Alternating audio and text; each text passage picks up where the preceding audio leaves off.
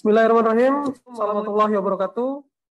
Selamat malam sahabat-sahabat semua dimanapun berada. Kembali malam ini kita kembali dalam program JSA, Jangan Salah Arah. Melihat berbagai peristiwa yang terjadi secara jernih agar kita tidak salah. Baik, JSA kita pada malam hari ini kita akan bahas topik tentang perkembangan ya di ibu kota Jakarta pasca Gubernur DKI digantikan oleh penjabat sementara Heru Budi Hartono. Oke, sebelum kita masuk ke pembahasan, kita akan saksikan video singkat berikut ini.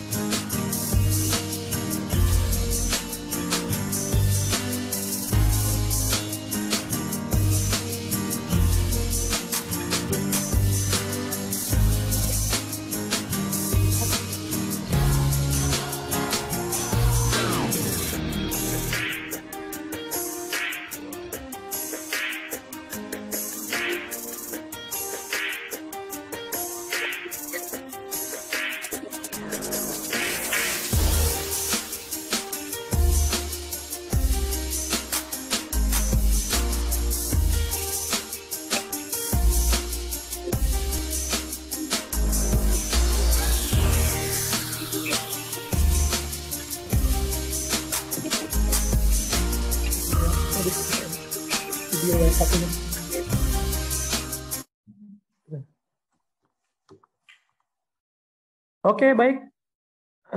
Tadi sudah kita saksikan video singkat. Nah, ini saya langsung ingin berdiskusi nih dengan narasumber kita, Bang Ahmad Hidayat. Bang Matnur, gimana ini melihat perkembangan yang terjadi di DKI Jakarta? Heru Budi ya, yang baru 3 pekan dilantik sebagai gubernur, kemudian memberhentikan di rute MRT yang juga sebetulnya baru 3 bulan menjabat dan baru dilantik oleh gubernur sebelumnya Anies Baswedan. Bagaimana Bang Matur melihatnya? Silakan, Bang. Terima kasih Bro Mustafa ya. Ini satu tindakan yang agak aneh, bisa dibilang lucu sebenarnya. Padahal kita ini ya diajarkan dari kecil ya. Saya kira Pak Heru Budi juga begitu, diajarkan yang sama bahwa kita percaya kepada kekuatan sistem dibandingkan kekuatan orang. Artinya apa? Kalau orang-orang ini mengikuti sistem, dan sistem ini kan sistem birokrasi di DKI ini kan kuat ya, strong, bahwa kita nggak bicara nih orang-orang siapa, tapi kita bicara bahwa orang-orang ini akan ikutin sistem. Dan Heru Budi ini kan gubernur ya, seharusnya dia percaya sama sistem gitu loh. Ini agak aneh menurut saya dan sedikit lucu, kok cara ngelola DKI kok sangat tanda kutip ya terbelakang sekali gitu ya. Jadi seolah-olah sistemnya tidak ada, seolah-olah semua kepemimpinan itu harus diganti dengan orangnya Herumen gitu ya, supaya sistem itu berjalan. Ini kan agak lucu gitu kan. Nah, ya kalau kita boleh ya sebutkan di sini, emang aneh baru 3 bulan dilantik ya sebagai penjabat sementara gubernur DKI. Ya 3 pekan, ini baru 3 pekan, berarti baru 21 hari lah kira-kira. Tiba-tiba dia Heru Budi ini mengambil satu tindakan yang sangat strong dan strategis sekali, yaitu memberhentikan di rute MRT Jakarta Muhammad Aprindi ya, yang baru saja menjabat 3 bulan. Diketahui Aprindi ini Direktur MRT Jakarta diangkat oleh Gubernur Anies Baswedan itu pada 22 Juli 2022 ya. Selain memberhentikan di rute MRT, Heru Budi juga mengganti Dewan Komisaris PT MRT Jakarta dengan mengangkat Dodi Wijanarko ya menjadi komisaris utama PT MRT Jakarta. Tidak jelas apa alasan pergantian ini ya. Jadi ini yang perlu digarisbawahi bahwa alasannya tidak jelas, sumir lah gitu. Padahal orang itu, apalagi ini adalah kaitannya dengan MRT, ini kan diberhentikan harusnya lewat satu mekanisme yang jelas alasannya apa, apakah dia ada tuduhan korupsi dan sebagainya ya. Dan saya kira DPRD dan masyarakat Jakarta itu perlu mempertanyakan tindakan yang dilakukan oleh Heru tersebut ya. Ini bukan berarti kita ingin ngebelain direktur MRT yang digantikan, tidak. Ini hanyalah bicara mengenai sistem saja. Kita harusnya percaya cara bernegara yang modern itu percaya kepada sistem, bukan kepada siapa dirutnya. Kalau memang sistemnya bagus, apalagi MRT ini adalah perusahaan yang termasuk heavy investment, tentunya orang-orang ini kan orang yang percaya pada sistem. Heru Budi sebagai gubernur atau PLT gubernur ini kan cukup memberikan guidance saja. Dikasih kesempatan lah dia untuk memberikan menjalankan petunjuknya Heru. Kalau tidak dilaksanakan, baru dia punya alasan untuk mengganti. Kalau ini kan nggak ada nggak ujuk-ujuk aja, pokoknya diganti aja kan. Tanpa kemudian ada alasan yang jelas gitu. Nah menurut saya malah Heru ini ya, dan MRT ini kan satu perusahaan yang harusnya menerapkan good corporate governance juga gitu loh. Jadi nggak boleh menggantikan seseorang tidak tanpa ada pertimbangan profesionalisme ataupun transparansi ya. Apa yang dilakukan oleh Heru Budi ini adalah tindakan yang sangat berbahaya buat masa depan kehidupan Kota Jakarta.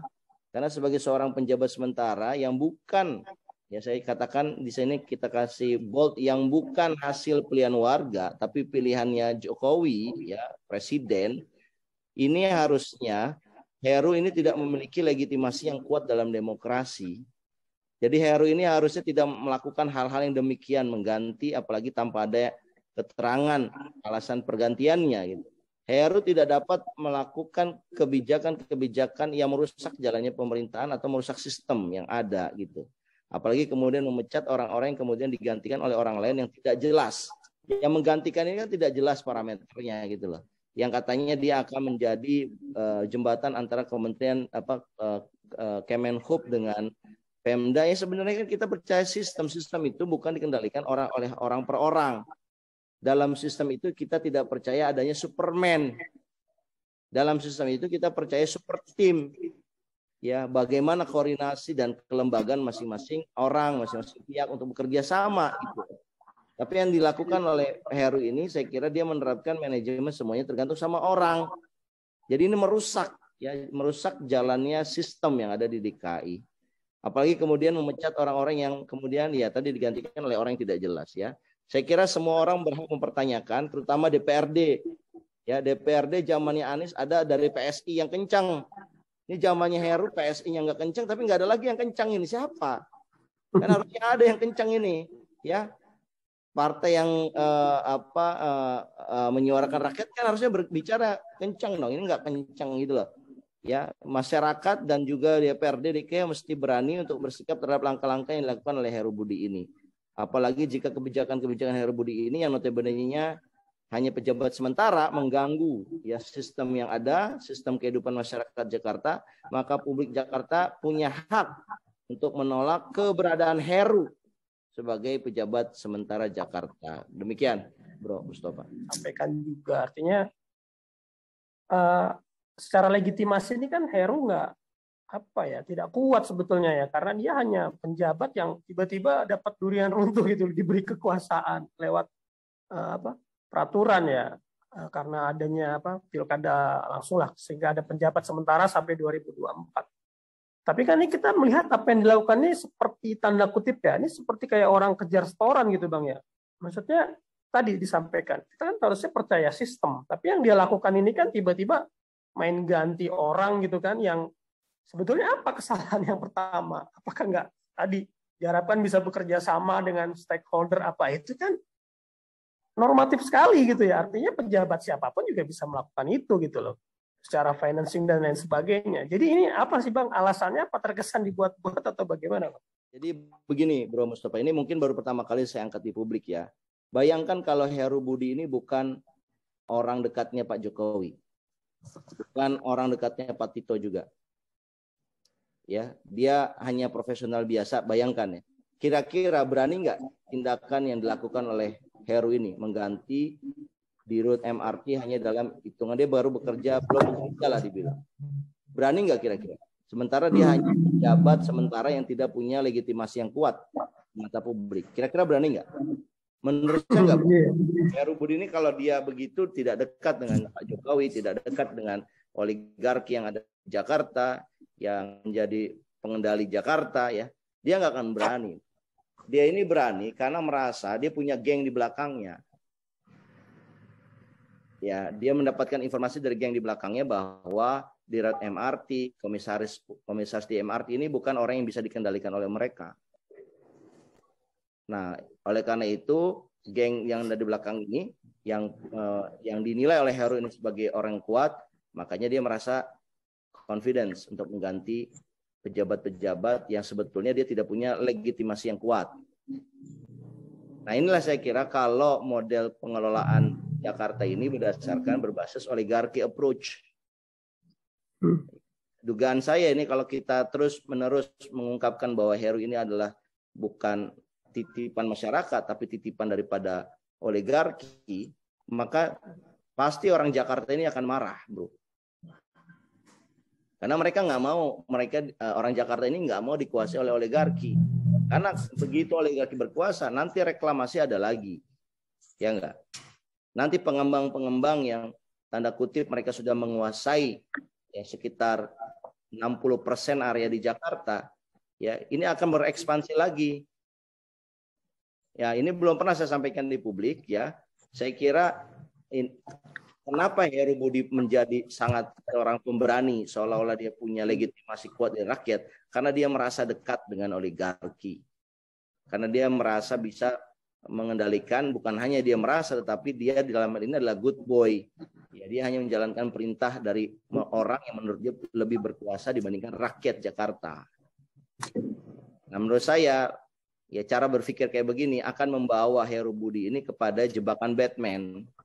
Nanti seolah-olah yang berkuasa itu adalah gengnya ini, bukan rakyat. Padahal dalam demokrasi, orang-orang kayak begini ini nggak kompatibel dalam sistem demokrasi. Orang kayak gini ini cocoknya hidup di zaman Orde Baru, bro. Dia men-serving ke presiden gitu loh. Dan presidennya punya hak absolut. Yang nggak setuju ditangkap. Tapi kalau orang yang pemimpin yang kompatibel di era demokrasi, yang menjadi prioritas dia adalah rakyat. Bukan pemilik modal, bukan oligarki, atau lagi orang yang mengangkat dia, yaitu Pak Jokowi dan Menteri Dalam Negeri Pak Tito. Kalau orang dia kompatibel dengan demokrasi, meskipun dia dipilih oleh Pak Tito, dipilih oleh Pak Jokowi, tapi dia sadar betul ini di era demokrasi. Publiklah yang menjadi sumber powernya dia. Oleh karena itu dia harus menjelaskan kepada publik dong. Apa? Itu kan gini, dia merasa dia tidak punya kewajiban untuk menjelaskan kepada publik kenapa seorang dirut yang baru saja dipilih, dirut MRT, diganti. Karena dia otaknya itu tidak punya kompatibilitas dengan alam demokrasi. Dia merasa buat apa publik? Padahal ya pemimpin-pemimpin yang akan bertahan di era demokrasi ini adalah pemimpin-pemimpin yang dia sadar bahwa dia dipilih oleh misalkan oleh Pak Jokowi, dipilih oleh Pak Tito. Tetapi dalam tindakannya dia paham betul bahwa ketika dia melakukan satu tindakan yang itu membawa kontroversi kepada publik, dia harus menjelaskannya. Dan alasan yang bisa dibangun adalah alasan yang publik juga bisa terima. Bukan dia katakan misalkan ini dirut yang lama bukan orang saya. Nah, nggak bisa. Kita kan percaya sama sistem. Demokrasi ini sistem. Jadi sekali lagi ya saya kira kita sebagai generasi muda ini, Bro Mustafa dan juga teman-teman yang mendengarkan kita harus ngambil pelajaran bahwa pemimpin-pemimpin yang modelnya kayak begini ini nggak akan bertahan di era demokrasi. Percaya sama saya. Dia nggak akan kepilih lagi nih ya. Dan dia telah menghancurkan masa depan diri dia sendiri dan juga masa depan keluarganya. Kan kasihan keluarganya ini.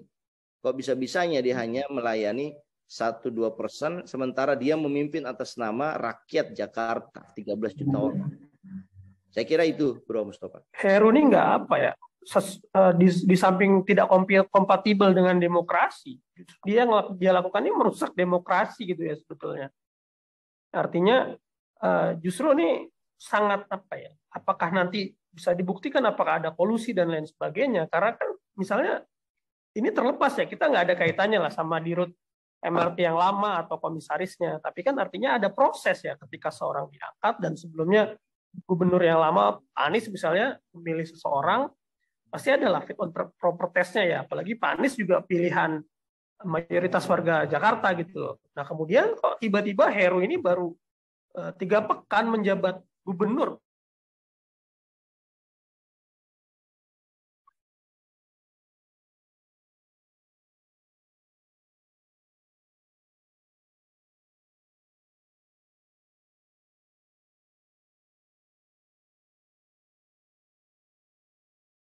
Lakukan Heru Bro Mustafa ya mengatakan dia tidak hanya tidak kompatibel dengan demokrasi yang ada sekarang ini, tapi dia juga adalah musuh demokrasi. Saya setuju itu. Karena apa? Pemilihannya dia pun sudah antitesis dari demokrasi. Itu udah tirani pemilihannya dia. Dan dia menjadi sempurna lagi karena model gaya pemilihan tirani, dan dia juga bertindak tirani. Ya menurut saya orang-orang yang tidak meyakini bahwa rakyat adalah sumber kekuatan, sumber kekuasaannya dia, maka orang ini adalah orang tirani. Berarti dia percaya ada segelintir orang yang berkuasa di atas rakyat. Ya dalam hal ini oligarki ya. Ya orang kayak begini kalau dalam kondisi tidak stabil, kalau krisis, ini orang kayak gini bisa menjadi kambing hitam dari kegagalan-kegagalan yang akan dia tunjukkan satu demi satu. Ini prediksi kita ya, Bro Mustafa ya. Dia akan berkuasa 2000 sampai 2024. Tapi prediksi kita hari demi hari dia akan menjalankan satu kekuasaan di mana memukar balikan logika demokrasi, logika publik, dan dia merasa diri dia aman karena dia di backup oleh orang-orang, segelintir orang yang menguasai Jakarta. Dia merasa begitu, padahal dia salah. Yang berkuasa adalah rakyat Jakarta. Kalau rakyat Jakarta tidak menghendaki program-program dia, maka janganlah dia laksanakan. Kalau dia tetap mau laksanakan, karena dia merasa punya backing tertentu, dia sendiri yang akan binasa. Biasanya begitu prediksi kita. Oke, baik Bang. Ada closing statement untuk diskusi kita malam ini? Saya kira cukup. Dalam arti saya ingin sampaikan bahwa pemimpin-pemimpin di alam demokrasi ini harus kompatibel cara berpikirnya, cara bertindaknya dengan alam demokrasi. Ya dia tidak boleh ya. Dia harusnya sadar dia tidak memiliki legitimasi yang kuat. Ya sebagaimana gubernur normal biasa yang terpilih hasil pemilihan langsung yang demokratis, dia tidak punya legitimasi sehingga tindakannya dia harusnya berhati-hati. Ini main comot-comot saja, emang dia punya mandat dari rakyat, ya kan? Dia nggak punya mandat dari rakyat, yang dia harus lakukan dia harusnya bergerak pada sistem saja. Dia punya titah apa, dan dia kan sebagai pejabat sementara, dia nggak punya hak yang strategis selain hanya menjadi pelengkap saja supaya Jakarta tidak ada kekosongan kepemimpinan. Tapi ternyata yang dia lakukan mungkin memang orang ini orang yang sudah memang disetting untuk melakukan demikian ya. Nah, saya ingin ingatkan aja sama Pak Heru Budi, meskipun Anda saat ini berkuasa, tapi yakinlah kalau Anda megang kekuasaan dan yang Anda perjuangkan itu adalah kepentingan segelintir orang, maka Anda sendiri yang akan binasa. Karena orang akan bersama-sama melawan Anda gitu loh. Dan kalau Anda melawan kekuatan publik, ya Anda tidak mau membela kepentingan rakyat banyak, maka Anda adalah tirani. Meskipun Anda hidup di alam demokrasi, tapi pemimpin-pemimpin tirani seperti ini ya adalah pemimpin-pemimpin yang akan tersingkirkan oleh zaman itu sendiri. Saya kira demikian. Terima kasih atas diskusi. Terima kasih atas diskusi JSA kita malam ini. Jangan lupa untuk like, komen, dan subscribe di Ahmad Nur Hidayat YouTube channel. Terima kasih Bang, kita akhiri. Selamat malam. Assalamualaikum warahmatullahi wabarakatuh. Waalaikumsalam warahmatullahi wabarakatuh.